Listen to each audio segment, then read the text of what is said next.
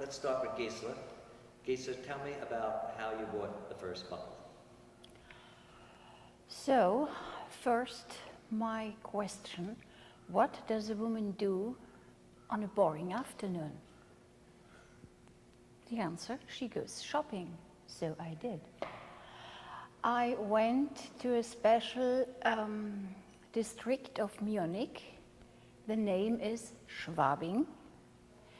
And I walked to and fro. And so suddenly I found in a window of a Art Nouveau shop a small belt buckle. It was one view, one love. But the problem was I didn't have any money. So I had the only possible idea. My birthday was coming and it would be a very nice present from my parents to me. So I worked very hard, but my mother gave me the money. So I was very proud and able to buy this piece. But I was very scared because we needed this money for our house. And my husband would spend the money for other things, not for a belt buckle. It was very expensive in the 70s. So I put the buckle in an old blue sock and hid it in the basement. Some weeks ago, I thought, you are stupid, show him this piece. And I did. I was very trembling inside, but he smiled and said, what a wonderful piece. And this was the beginning of our collection. And then Karl, you got into it and acquiring, started looking for additional ones to go with it? Not to collect it intensive, only for her use. And Yes. I was never interested on buckles, also buckles themselves, only on the design of the buckles, on Art Nouveau. And as we looked around, not intensive, not only when it was on a flea market or an antique market, and we saw some more. We bought about 20 in 1 year or half year. And then I found some extraordinary pieces, and what is my thing? I studied these things in the literature, and I saw those are very important works of the artists of the Art Nouveau time, and we collected intensiver. When she had about 30 pieces, I said to her, please, all buckles took away from the belt. They must come in a case. They are too have so much value and too important to use them. Mostly the buckles, the Liberty buckles with enamel, they fall down, it is damaged and so on. And she must give me all her buckles, and now she has only belts, empty belts. Without the buckles. And so we became collectors. And we collected in every city when we have been, in London, in Paris, and looked around and so on. Year to year, there's one more. And in 1990, I wrote my first book about Art Nouveau buckles for a Munich company, for Prestel company, but not for my collection, a common book. It's not a very good book, but it was the first book about that. And from the 90s or from the 85s, we became not only collectors, we became buckle hunters. Yeah. We looked in every shop where we could find, in auctions and in Vienna and so on. And every buckle has its own story. Sometimes a funny story, and sometimes it depends from the money, and sometimes it depends from other things. But what I will say is, we educated our own view. And in the last time, we had eyes like an eagle. She has a better eyes. When we have been on a art exhibition anywhere, I walk away, and she cried, "Come here, a buckle." Mostly She I saw, whistled him back. she saw it first. That's good. Oh. And what, tell me about the nickname that you got going into antique stores. What? Tell me about the nickname you Buckleman. got. The Buckleman. Oh yes, yeah. In London there is some very good shops, and in the Kensington Church Street are a lot of antique shops, and there is what's his name? Jessie. Jessie. Jessie. And she has a lady worked when he was a big hand, and when I opened the door, she cried, "Oh, the Buckleman is coming! The Buckleman is here!" She said, "No buckle today, no buckle today." Okay. And from him I have got very nice buckles and some important ones. And one buckle is a buckle by Fana. He was too expensive. And I was 3 times in London.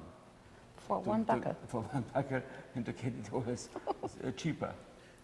Here is a buckle with horn, and she was 10 years in a showroom window of a shop in Paris, and at first she wanted 5,000 marks, so German marks, about how many francs?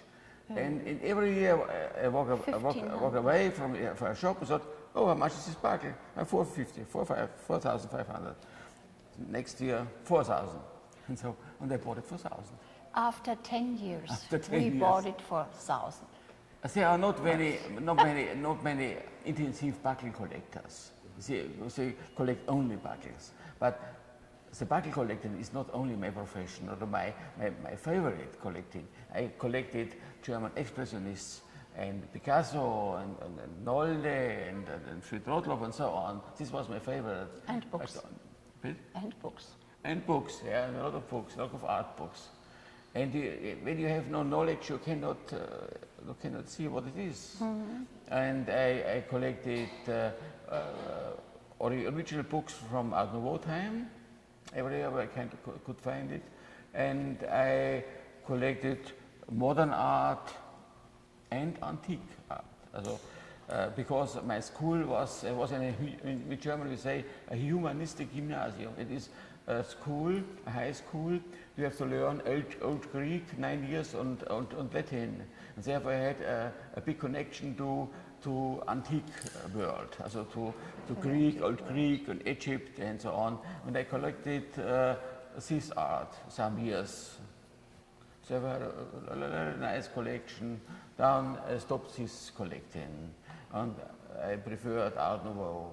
I have not only buckles, I have some glasses, but only one of every type, not cases full, and lamps, one Tiffany lamp, and so on. And only as an example for this piece.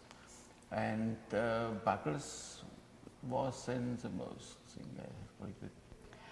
I would like to see something too.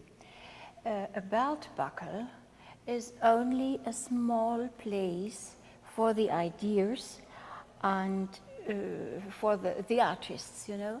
But the place is big enough to show all the forms and all the ideas of the artists.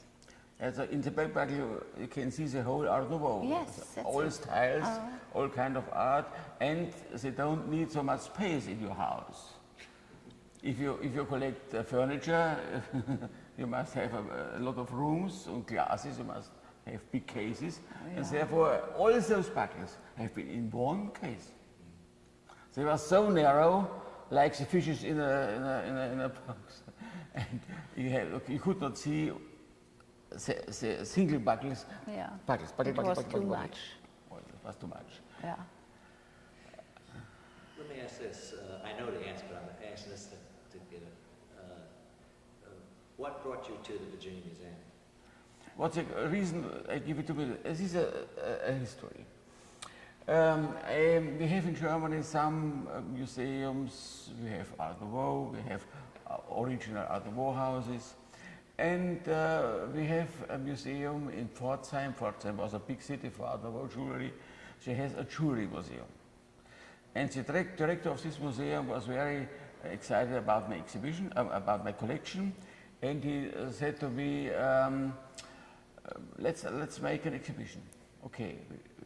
Then in Munich we have also an Art Nouveau house of the artist Stuck, Franz von Stuck, in original condition, and the director of this house said, we make also an exhibition, but only when you give us this collection as a gift. Okay, make it. And we promise, we make a very fine display, we have a small room and so on. And so.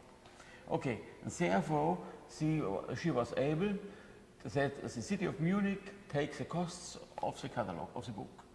And because she was an Australian and she wants to make exhibitions around the world of my collection, she said we must make the book in German and English.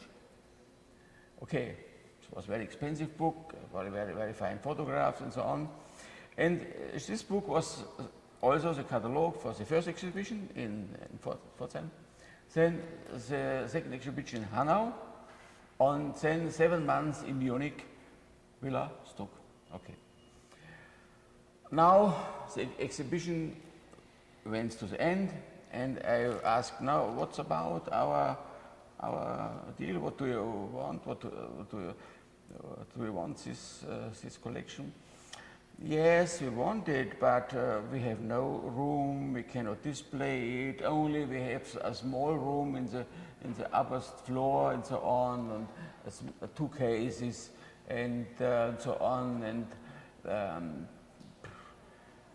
therefore, I thought this is not the best here. This is an original house of the time, but the next thing is they don't have any Art Nouveau collection. They have 2 glasses and nothing more.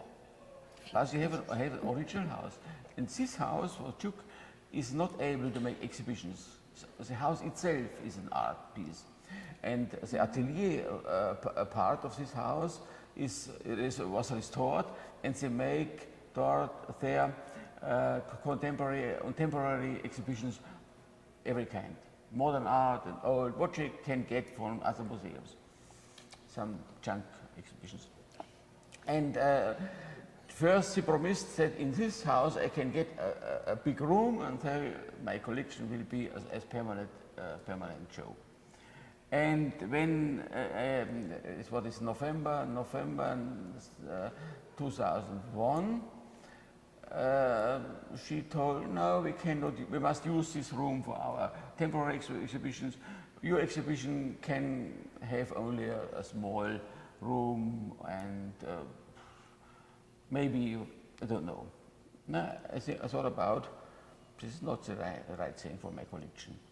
And I wrote a letter to your museum, because I was 2 or 3 times here, yes. And I was always excited about this Art Nouveau collection of Mrs. Lewis. And I know really all museums in the world. I know the Musée d'Orsay, I know the Vienna Museum, what you have Art Nouveau pieces.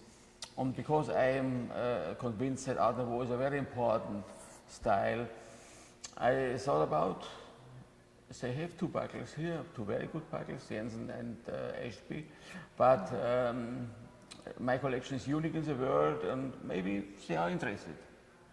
And I wrote, if they are interested, you answered, we are interested. My first idea was to give it as a 100% gift. I don't want to make money with my collection. I have spent a lot of money for those, but in a lot of years. There I had a problem with my son. He lives in Florida, and he had build a house and so on. And there's a law in Germany, when it is had a big value, the children has right to get their air claim, air and so forth. And I asked a lawyer what we shall do, and we came to a deal. You make 50 gift and 50 as a purchase, and I could help my son, and therefore the deal was perfect. My condition has been only that it will not go for the next 20 years in a storage and sleep, that they make here a part of them include in their permanent exhibition, and they promised it, and I thought it's very good. And now when I see it here, I'm more than delighted. It is the best decision I have made about my collection. We wanted also that the collection stays together and not would be destroyed. So, therefore, we are very happy that the exhibition could stay here. Und das EU Museum is a special museum. It has his special character. It's not a museum like thousands in the world. It has a special style, and a very good style, and therefore you are really the only museum in the United States who has a really good Art Nouveau collection, and therefore it is the best thing that is here. Yeah.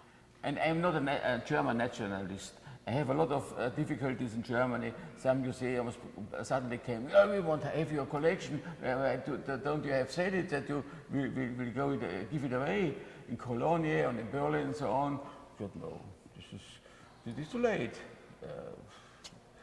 But in German, the German museums never, I'm convinced, had made such a nice exhibition like here. Because these German museums have no money and have no, these are state museums, and this bureaucracy is very big and so on. And therefore, I give it to that place where it is appreciated most. It is here. Thank you. I think that was very good.